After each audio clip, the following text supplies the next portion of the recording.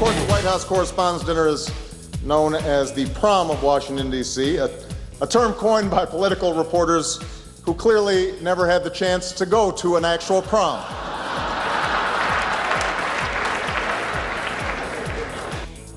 That was President Obama just delivering one of the many jokes he has over his 7 Correspondents' Dinners. This is his final White House Correspondents' Dinner. Is he saving the best for last? You will not believe what we've seen on the red carpet so far. Carmelo Anthony, Will and Jada Pinkett Smith. We saw Michael Kelly, the dude from House of Cards, none of whom have worked in journalism or the White House. But our Jeff Zeleny has had a chance to speak to someone who is currently working in the White House, the current White House Press Secretary Josh Earnest.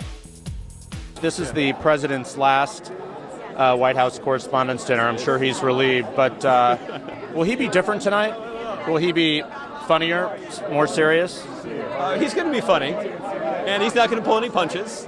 And this is an opportunity that he always enjoys. Put on a tux, poke a little fun at himself, poke a little fun at Washington, and poke a little fun at his adversaries, too.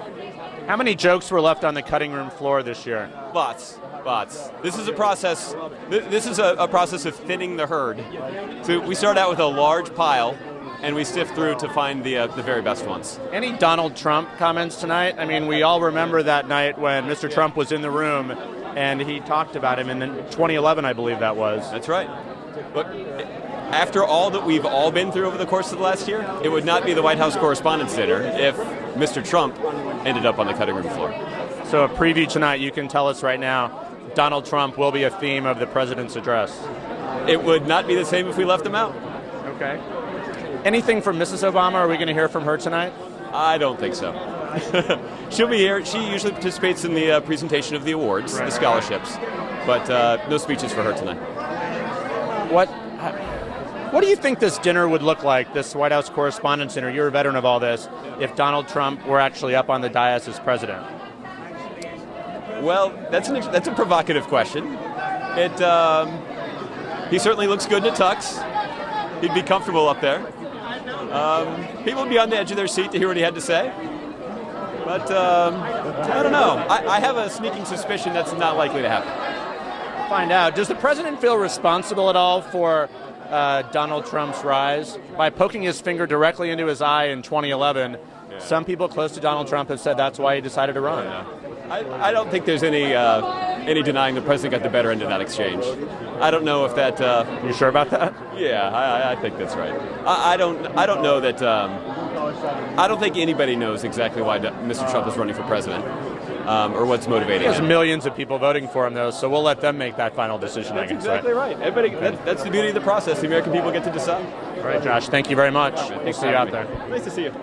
All right, thanks to Jeff Zeleny for that. A promise from Josh Earnest that President Obama will bring up Donald Trump during his speech, so stay tuned for that. So the president will be there, politicians, Hollywood celebrities, but one person in that room shines above all others, and Sarah Murray is with him right now. Sarah. Oh, look, and Kate Bolduan's there too. I think I have some faces that you recognize with me on the red carpet. We have Kate Bolduan and Wolf Blitzer. They have been party hopping. Thanks, you guys, for taking a minute to come chat. Totally party hopping. Sorry, John. Sorry, John. Okay, let's talk about what you guys have seen so far. What's going on at the party? Well, we did see Senator Bernie Sanders. He's here with Jane.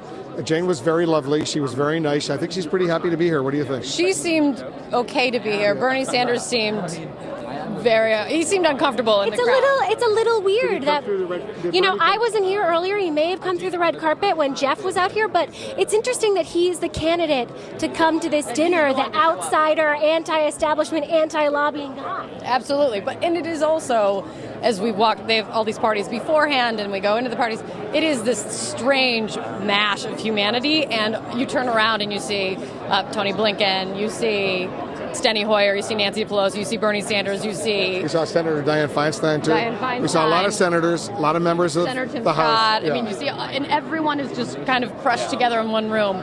I as many times as I've come, I'm still not sure what to make of it. Yeah, it's like a little too up close and personal with senators, and maybe... Very up close sometimes, you're all in each other's personal space up close, yeah. So this is President Obama's last White House Correspondents' Dinner, maybe a little poignant for him. What are you going to be listening for? What are you expecting from him tonight? I think he's going to be really funny. I have a little clue about what he's going to say. What's What's the clue? And I can't share that with you. I have a confidentiality agreement. But I think you will enjoy it. There will be a special moment that all of us will really enjoy. So just get ready. If anyone knows Wolf Blitzer, everyone knows what that means. It means it involves Wolf. We'll just watch it. Very We'll watch it exciting. closely. Okay, so what should we watch from the Trump children tonight? Donald Trump is not here, but Eric Trump is here. Don Jr., is that going to be awkward? It can't be more awkward when Donald Trump was here the last time. I was here for that dinner, too. He was at the table next to me, yeah. Were you watching his face? I was sort of sitting sort of off. I couldn't see his face. We saw his face later, on TV, but he says, though, that he loved it, that he thought it was all He says funny. he loved it, but do we believe that? No, if I were the kids tonight, it's, I think the key is, I think I read it in the Washington Post, I think the key is you need to laugh harder and think it's funnier whenever they're making fun of you, because that's the only way to survive it. I think it'll be fun. It'll be fun. All right. Fun, I guess. Kate, Wolf, thanks for taking a moment to break from the party hopping and break from the dinner. You look amazing tonight. Thank you, Wolf. Kate On was the red amazing. carpet. I told John I was not going to divulge the secret, but the secret is John Berman made this dress for me. Yes. That guy has so many talents. With all of his free time. I don't see the return video. Is he wearing a tuxedo? No, he's wearing a gown. All right, there. John Berman, I think we're getting a little bit of trolling from your co-host here, but look, we've got a big surprise coming. Wolf knows all about it, and we'll see that inside. Back to you. It's awesome. Kate Baldwin clearly upgrading in guests right there, and I can't tell you how happy I am for all of you that you're having so much fun out on the town tonight. Sarah, Kate, Wolf, thank you all so much. All right, throughout the evening, we'll be asking you, the audience, to weigh in. We have questions for you. The first one is, who was the funniest of the last 3 presidents? Go to CNN.com, vote, post your answer. We're going to have the results in just a little bit. We're going to take a quick break, and in just a moment, we're going to go back to the red carpet as Hollywood meets Washington and Wolf Blitzer. Everyone likes to show off.